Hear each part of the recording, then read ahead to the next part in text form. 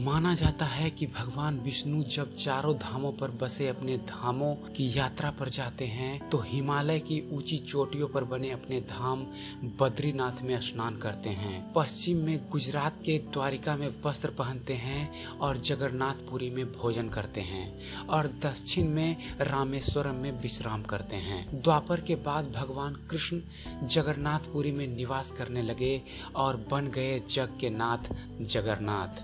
पुरी का जगन्नाथ धाम 4 धामों में से एक है। यहाँ भगवान जगन्नाथ बड़े भाई बलभद्र और बहन सुभद्रा के साथ विराजते हैं। हेलो दोस्तों, मैं हूँ सुबोध और आप देख रहे हैं हमारा YouTube चैनल ज्ञान मंथन। आज हम आपको बताने वाले हैं जगन्नाथ मंदिर के बारे में। बताएंगे आपको मंदिर का इतिहास और इससे जुड़ी कथा और साथ ही साथ इस मंदिर के बारे में 10 वो ऐसी रहस्य की बातें जिसे सुन आप भी हैरान रह जाएंगे। तो चलिए शुरू करते हैं। दोस्तों, हिंदुओं की प्राचीन और पवित्र 7 नगरियों में पुरी उड़ीसा राज्य के समुद्री तट पर बसा है। जगन्नाथ मंदिर विष्णु के 8वें अवतार श्री कृष्ण को समर्पित है।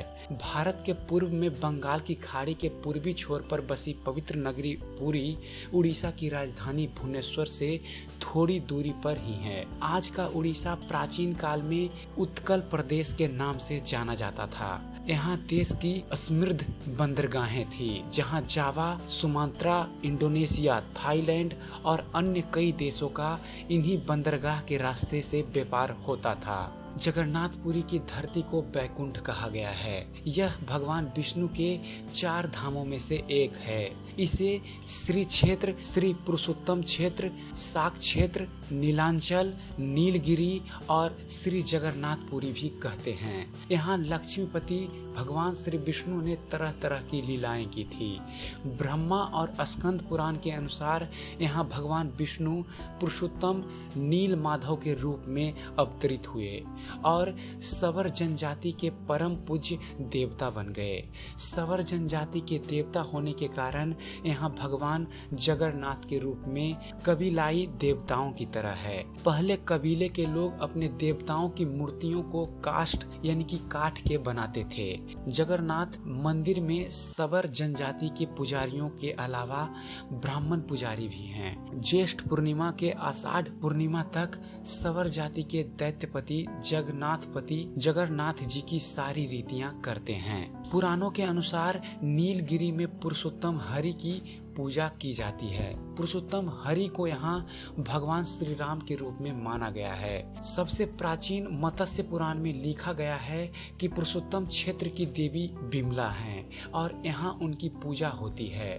रामायण के उत्तराखंड में जगन्नाथपुरी में बनने वाला महाप्रसाद सबसे पहले यही देवी ग्रहण करती हैं। रामायण के उत्तराखंड के अनुसार भगवान श्री राम ने रावण के भाई विभीषण को अपने इक्ष्वाकु वंश के कुल देवता भगवान जगन्नाथ की आराधना करने को कहा था। आज भी जगन्नाथपुरी के मंदिर में विभीषण बंदापना की परंपरा कायम है। स्कंद पुराण में पुरी धाम का भौगोलिक वर्णन मिलता है।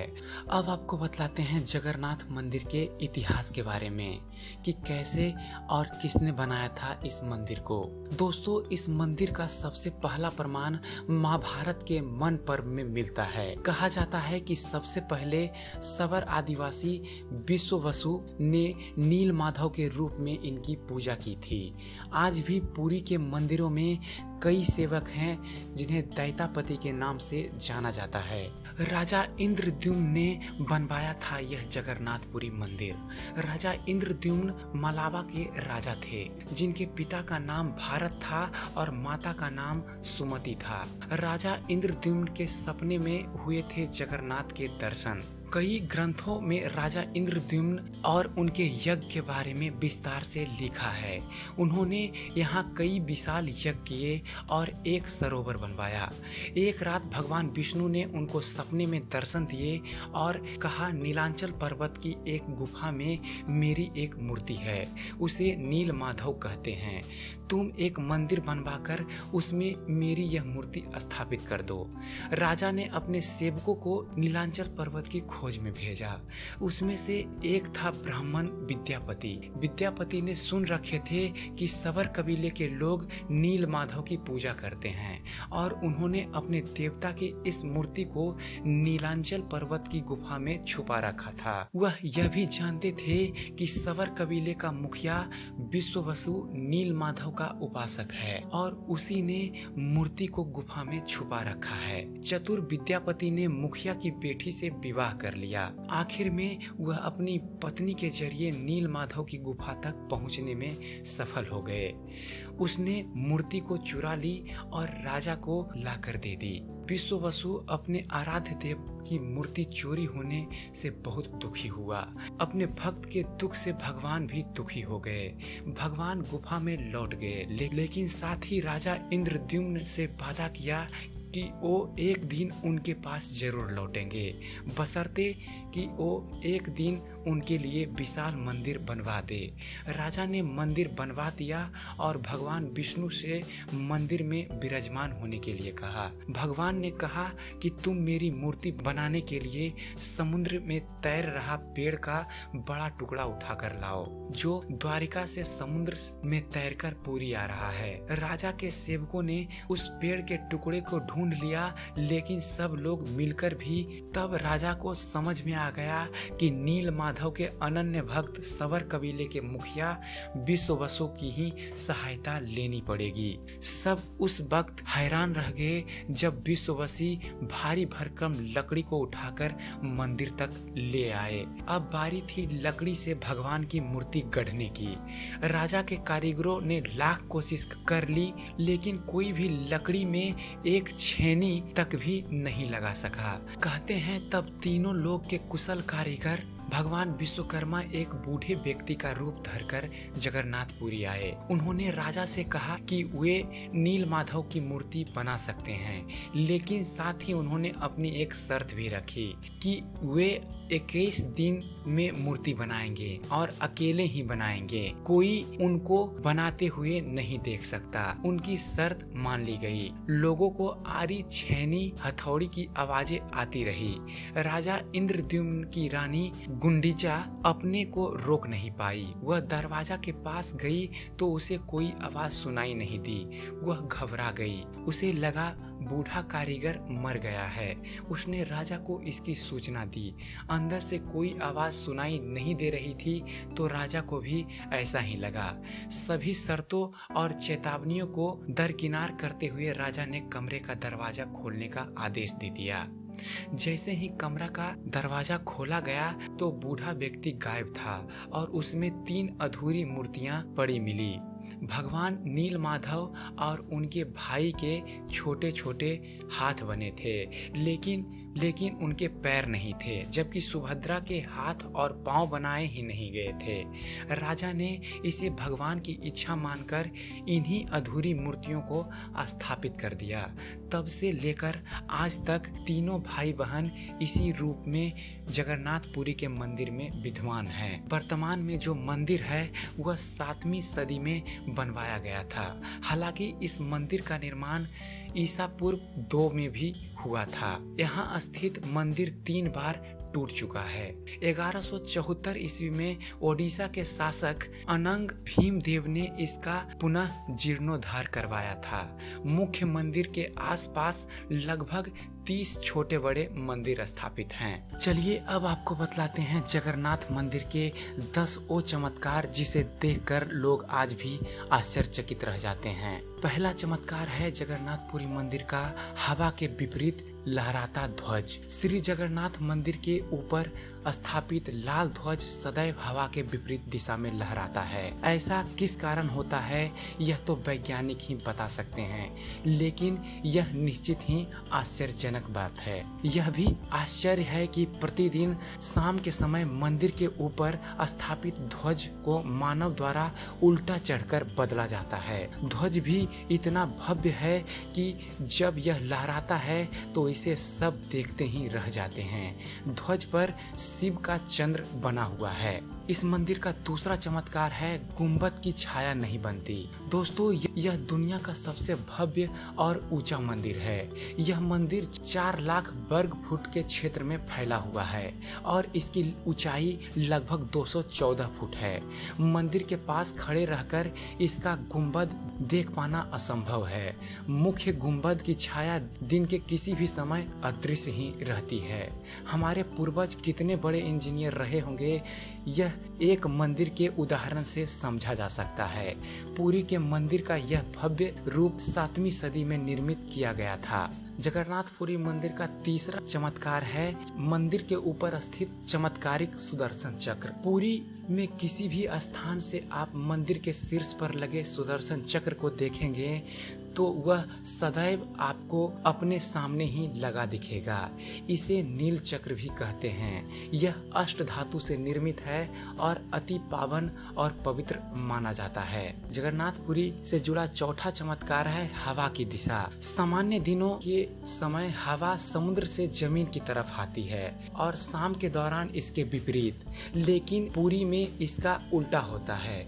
अधिकतर समुद्री तटों पर आमतौर पर हवा समुद्र से जमीन की ओर आती है, लेकिन यहाँ जमीन से समुद्र की ओर जाती है। जगन्नाथपुरी से जुड़े 5वां चमत्कार है गुंबद के ऊपर नहीं उड़ते पक्षी। दोस्तों मंदिर के ऊपर गुंबद के आसपास अब तक कोई पक्षी उड़ता हुआ नहीं देखा गया। इसके ऊपर से विमान नहीं उड़ाया जा सकता। मंदिर के शिखर के पास पक्षी उड़ते नजर नहीं आते, जबकि देखा गया है कि भारत के अधिकतर मंदिरों के गुंबदों पर पक्षी बैठे रहते हैं या आसपास उड़ते हुए नजर आते हैं। जगन्नाथ मंदिर से जुड़ा छठा चमत्कार है दुनिया का सबसे बड़ा रसोई घर। दोस्तों 500 रसोइये और 300 सहयोगियों के साथ बनाए जाते हैं भगवान जगन्नाथ जी का प्रसाद। लगभग 20 लाख भक्त कर सकते हैं यहाँ भोजन। कहा जाता है कि मंदिर में प्रसाद कुछ हजार लोगों के लिए ही क्यों ना बनाया गया हो, लेकिन इससे लाखों लोगों का पेट भर सकता है। मंदिर के अंदर पकाने के लिए भोजन की मात्रा पूरे वर्ष के लिए रखी रहती है। प्रसाद की एक भी मात्रा कभी भी व्यर्थ नहीं जाती। इसके साथ एक चमत्कार और है कि मंदिर की रसोई में प्रसाद पकाने के लिए 7 बर्तन एक दूसरे के ऊपर रखे जाते हैं और सब कुछ लकड़ी पर ही पकाया जाता है। इस प्रक्रिया में शीर्ष बर्तन में सामग्री पहले पकती है, फिर क्रमशः नीचे की तरफ के बाद एक पकती जाती है, अर्थात सबसे ऊपर रखे बर्तन का खाना सबसे पहले पक जाता है। जगन्नाथपुरी से जुड़ा 7वां चमत्कार है समुद्र की ध्वनि। मंदिर के सिंह द्वार में पहला कदम प्रवेश करने पर ही, यानी कि मंदिर के अंदर से आप सागर यानी कि समुद्र द्वारा निर्मित किसी भी ध्वनि को नहीं सुन सकते। आप मंदिर के बाहर से एक ही कदम को पार करेंगे तब आप इसे सुन सकते हैं। इसे शाम को स्पष्ट रूप से अनुभव किया जा सकता है। इसी तरह मंदिर के बाहर स्वर्ग द्वार है जहां पर मोक्ष प्राप्ति के लिए सब जलाए जाते हैं, लेकिन जब आप मंदिर से बाहर निकलेंगे तभी आपको लाशों की जलने की गंध महसूस होगी। मंदिर के अंदर प्रवेश करते ही आपको कोई भी लाशों की गंध नहीं मिल पाएगी। जगन्नाथ मंदिर से जुड़ा 8वां चमत्कार है रूप बदलती मूर्ति। दोस्तों यहाँ श्री कृष्ण को जगन्नाथ कहते हैं। जगन्नाथ के साथ उनके भाई बलभद्र यानी कि बलराम और बहन सुभद्रा विराजमान हैं। तीनों की ये मूर्तियां काष्ठ यानी कि काठ की बनी हुई है। यहाँ प्रत्येक 12 साल में एक बार नव क्लेवर होता है, यानी कि मूर्तियों को बदला जाता है। मूर्तियां नई जरूर बनाई जाती है, लेकिन आकार और रूप वही रहता है। कहा जाता है कि उन मूर्तियों की पूजा नहीं होती, केवल दर्शन के लिए ही रखी गई है। जगन्नाथ मंदिर से जुड़ा 9वां चमत्कार है विश्व की सबसे बड़ी होती है यहाँ की रथ यात्रा। दोस्तों आषाढ़ माह में भगवान रथ पर सवार होकर अपनी मौसी रानी गुंडीचा के घर जाते हैं। यह रथ यात्रा 5 किलोमीटर में फैले पुरुषोत्तम क्षेत्र में ही होती है। रानी गुंडीचा भगवान जगन्नाथ के परम भक्त राजा इंद्रद्युम्न की पत्नी थी, इसलिए रानी को भगवान जगन्नाथ की मौसी कहा जाता है। अपनी मौसी के घर भगवान 8 दिन रहते हैं। आषाढ़ शुक्ल दशमी को वापसी की यात्रा होती है। भगवान जगन्नाथ का रथ का नाम नंदी घोष है, देवी सुभद्रा का रथ का नाम दर्प दलन है और भाई बलभद्र के रथ का नाम तल ध्वज है। पुरी के गजपति महाराज सोने की झाड़ू बुहारते हैं, जिसे छेड़ा पैररन कहते हैं। और जगन्नाथ मंदिर से जुड़ा 10वां चमत्कार है, हनुमान जी करते हैं जगन्नाथ की समुद्र से रक्षा। दोस्तों, माना जाता है कि 3 बार समुद्र ने जगन्नाथ जी की मंदिर को तोड़ दिया था। कहते हैं कि महाप्रभु जगन्नाथ ने वीर मारुति यानी कि हनुमान जी को यहाँ समुद्र को नियंत्रित करने हेतु नियुक्त किया था, परंतु जब तब हनुमान भी जगन्नाथ, बलभद्र और सुभद्रा के दर्शन का लोभ लिए नहीं रह पाते थे और उनके दर्शन को चले जाते थे। वे प्रभु के दर्शन के लिए नगर में प्रवेश कर जाते थे। ऐसे में समुद्र भी उनके पीछे नगर में प्रवेश कर जाता था। केसरी नंदन हनुमान जी की इस आदत से परेशान होकर जगन्नाथ महाप्रभु ने हनुमान जी को यहाँ स्वर्ण बेड़ी से आबद्ध कर दिया। यहाँ जगन्नाथपुरी में ही सागर तट पर बेदी हनुमान का प्राचीन एवं प्रसिद्ध मंदिर है। भक्त लोग बेड़ी में जकड़े हनुमान जी के दर्शन करने के लिए भी जाते हैं। तो आशा करता हूँ जगन्नाथ मंदिर पर बनाया गया हमारा ये वीडियो आपको पसंद आया होगा। अगर जो आपको हमारा वीडियो पसंद आता है और आप ऐसे ही आध्यात्मिक जगत से जुड़े हुए वीडियो देखते रहना चाहते हैं तो हमारे चैनल ज्ञान मंथन को सब्सक्राइब करना ना भूलें। हमारे चैनल को सब्सक्राइब कीजिए और देखते रहिए, जानते रहिए। धन्यवाद। जय हिंद।